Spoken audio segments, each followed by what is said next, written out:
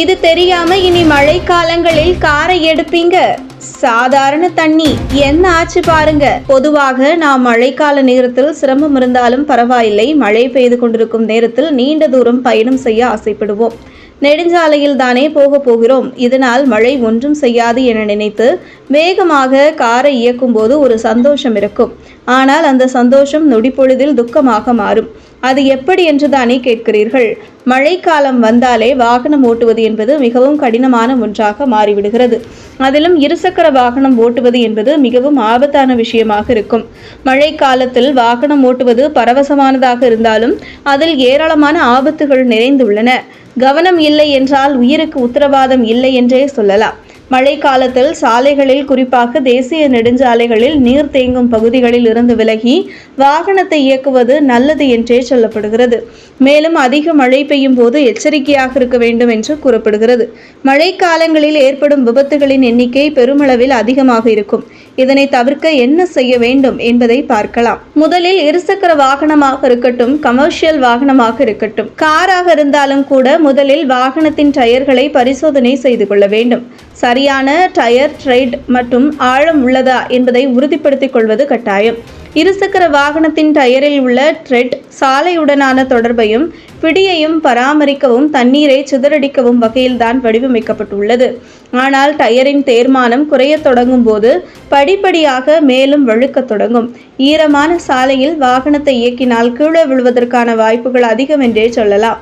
Thread depth தவிர மழையில் வண்டி ஓட்டுவதற்கு முன் டயரில் ஏதேனும் விரிசலோ வெட்டுகளோ வீக்கங்களோ இருக்கிறதா என முதலில் பரிசோதனை செய்து கொள்ள வேண்டும்.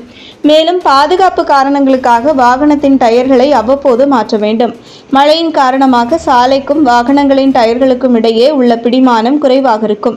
மழைக்காலத்தில் 60 கிலோமீட்டர் வேகத்திற்கு மேல் வாகனத்தை ஓட்டும் போது வளைவுகளில் திடீர் பிரேக் போடும்போது விபத்துகள் ஏற்படுவதற்கான வாய்ப்புகள் அதிகம் என்றே சொல்லப்படுகிறது. இதனால் 30 முதல் 35 கிலோமீட்டர் வேகத்தில் செல்லும் போது ஏதேனும் விபத்து சம்பவம் ஏற்படுவது போன்று தோன்றினால் உடனடியாக பிரேக் பிடித்துக் கொள்வது எளிதாக இருக்கும்.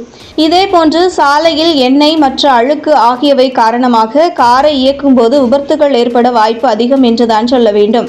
என காராக இருக்கட்டும், இருசக்கர வாகனமாக இருக்கட்டும் அல்லது சரக்கு வாகனங்களாக இருக்கட்டும், பார்த்து நிதானமாக வாகனத்தை இயக்க வேண்டும்.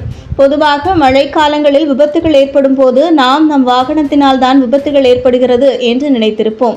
ஆனால் மழை நீரால் தான் விபத்து ஏற்படுகிறது என்பதுதான் உண்மை. மழை பெய்யும் போது அந்த தண்ணீரில் வாகனத்தின் சக்கரம் செல்லும் போது தண்ணீருக்கும் டயருக்குமான இணைப்பு துண்டிக்கப்படுகிறது. அது மட்டுமின்றி டயரானது தண்ணீரில் செல்லும் போது தண்ணீரானது டயரை கிரிப் இல்லாமல் சுழற்றிவிடும். இதனால் தான் சாலையில் தரையில் படாமல் வாகனம் விபத்துக்குள்ளாகிறது. இந்த நேரங்களில் நாம் நிச்சயம் நம் வாகனத்தை குறைவான வேகத்தில் இயக்க வேண்டும் என சொல்லப்படுகிறது. பாதுகாப்பாக வாகனத்தை ஓட்டினால் உயிருக்கு உத்தரவாதம் என்றே சொல்லலாம். பருவமழை தொடங்கும் முன் உங்கள் வாகனத்தில் ஏதேனும் சிக்கல்கள் உள்ளதா என சரிபார்த்து அதனை சரி செய்து வைத்துக்கொண்டு வாகனத்தை இயக்கும் போது சீரான வேகத்தில் சென்றால் என்றுமே வாகன பயணம் சுகம்தான். இது போன்ற முக்கிய நிகழ்வுகள், அரசியல் தகவல்களை ஆழமாக மாறுபட்ட கோணத்திலும் அறிந்து கொள்ள மறக்காமல் பாரத் மெயில் 24 பக்கத்தை பின்பற்றிக் கொள்ளுங்கள். உங்கள் ஒவ்வொரு ஆதரவும் இது போன்ற பல நிகழ்வுகளின் பின்னணியை அறிய உதவும்.